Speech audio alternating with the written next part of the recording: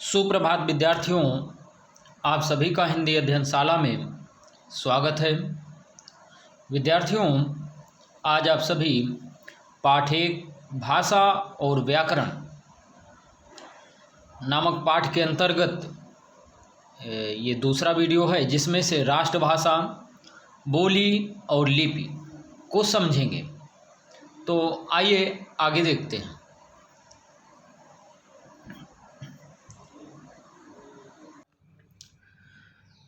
विद्यार्थियों, पिछले दिन जो कुछ भी पढ़ा है आपने पाठ 1 के अंतर्गत व्याकरण में, आज जो है पहले उसको पुनः दोहराएंगे और इसके पश्चात आगे बढ़ेंगे।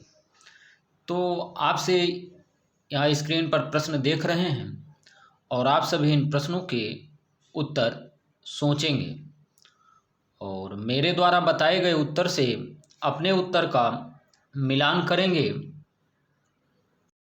यदि आपका उत्तर गलत है तो आप सही उत्तर सीखेंगे और समझेंगे। तो पहला प्रश्न है, भाषा किसे कहते हैं? भाषा किसे कहते हैं? आप सभी इस प्रश्न के उत्तर को सोचेंगे।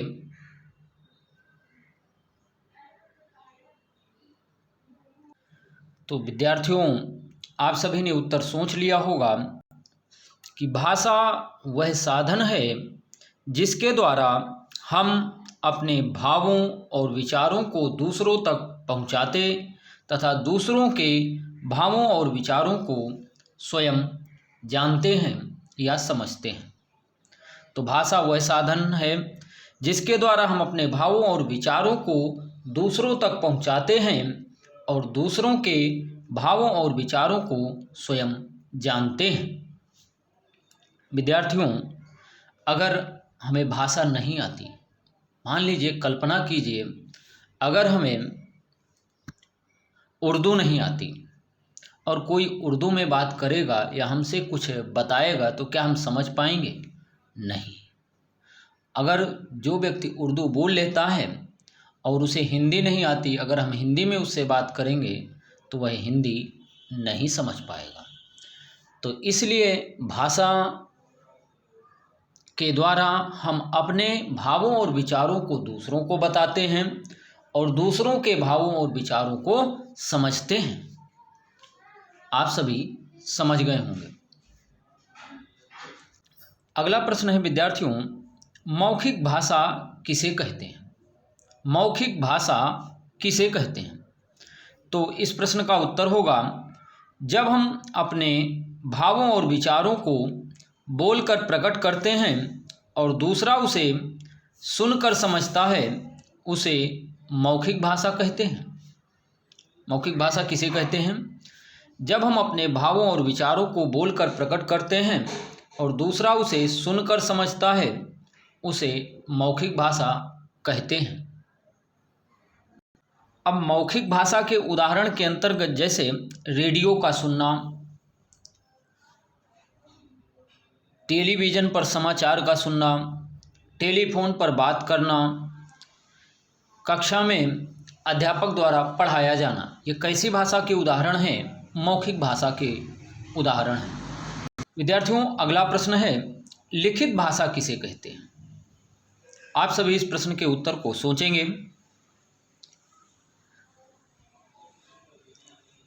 तो इस प्रश्न का उत्तर होगा, जब हम अपने भावों और विचारों को लिखकर प्रकट करते हैं और दूसरा उसे पढ़कर समझता है, उसे लिखित भाषा कहते हैं।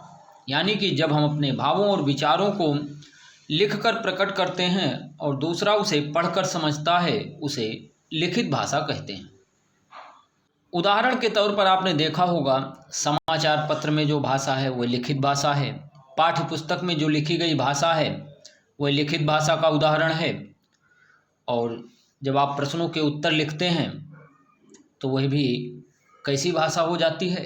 लिखित भाषा। यानी प्रश्नों के उत्तर में आप अपने भाव और विचार लिखते हैं, जिसे अध्यापक पढ़ करके समझता है और उसी आधार पर आपके प्रश्नों को उत्तर की जांच करता है। तो विद्यार्थियों, अगला प्रश्न है, सांकेतिक भाषा किसे कहते हैं? तो इस प्रश्न का उत्तर होगा, जब हम अपने भावों और विचारों को संकेतों के द्वारा या इशारे के द्वारा प्रकट करते हैं या बताते हैं तो उसे सांकेतिक भाषा कहते हैं। अब और दूसरा उसे देखकर समझता है, यानी जब हम अपने भावों और विचारों को संकेतों या इशारों के द्वारा बताते हैं और दूसरा उसे देखकर समझता है, उसे सांकेतिक भाषा कहते हैं। आपने देखा होगा मूक बधिरों का वार्तालाप। बहरा है जिसे सुनाई नहीं देता तो उससे संकेतों के द्वारा पूछा जाता है।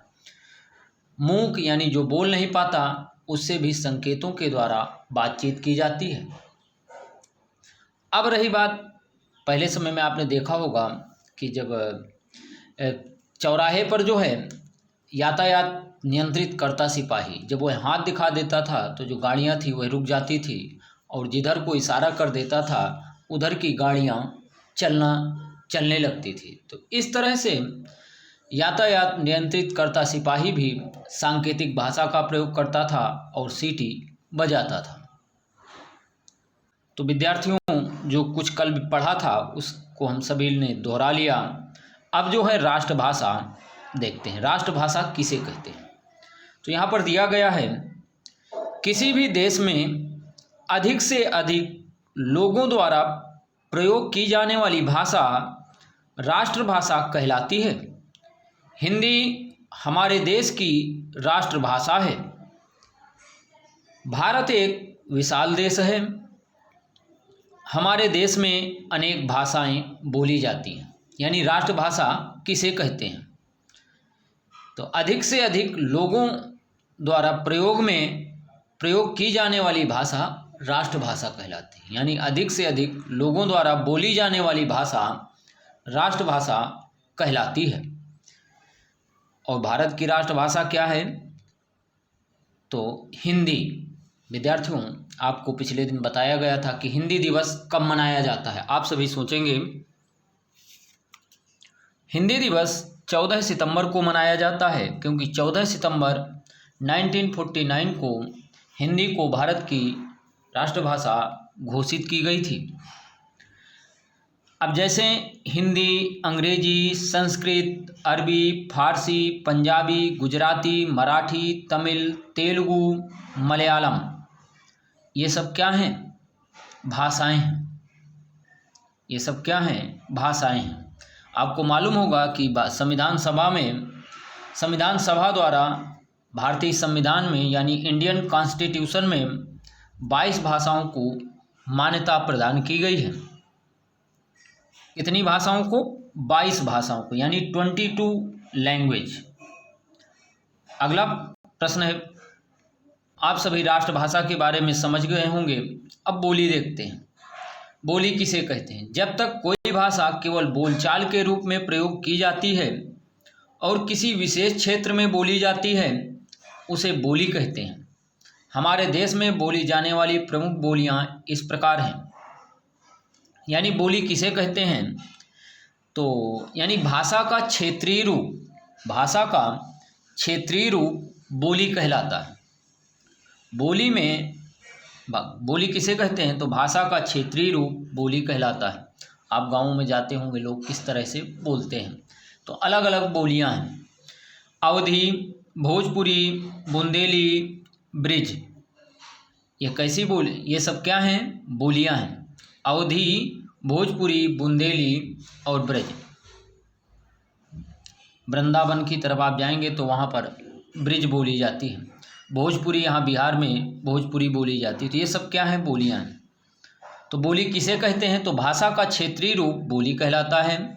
इसके अंतर्गत अवधी, भोजपुरी, बुंदेली, ब्रज आदि बोलियां हैं। आइए आगे बढ़ते हैं। विद्यार्थियों, अब प्रश्न है, लिपि किसे कहते हैं? यानी लिपि की परिभाषा। प्रत्येक भाषा को लिखने के लिए जिन चिन्हों का प्रयोग किया जाता है उसे लिपि कहते हैं। लिपि किसे कहते हैं? प्रत्येक भाषा को लिखने के लिए जिन चिन्हों का प्रयोग किया जाता है उसे लिपि कहते हैं। अब हिंदी लिखना है तो कुछ वर्ण निर्धारित किए गए हैं, जिनके द्वारा हिंदी लिखी जाती है। तो हिंदी की लिपि जो है देवनागरी है। क्या है? देवनागरी। इसी तरह अंग्रेजी की लिपि रोमन है। तो लिपि किसे कहते हैं? प्रत्येक भाषा को लिखने के लिए जिन चिन्हों का प्रयोग किया जाता है उसे लिपि कहते हैं। आइए आगे देखते हैं। तो यहाँ पर लिखा हुआ है हिंदी भाषा की लिपि देवनागरी है। अन्य भाषाएं एवं उनकी लिपियाँ।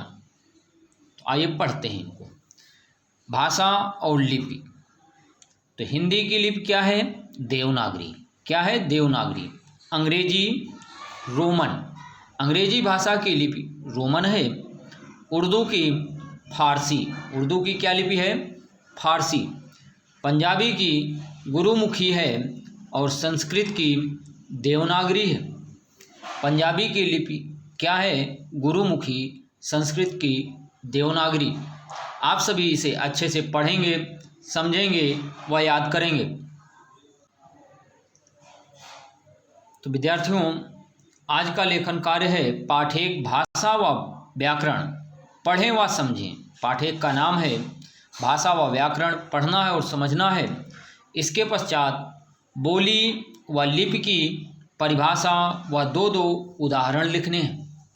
अब उदाहरण में था बोली में अवधी, भोजपुरी, बुंदेली, ब्रिज।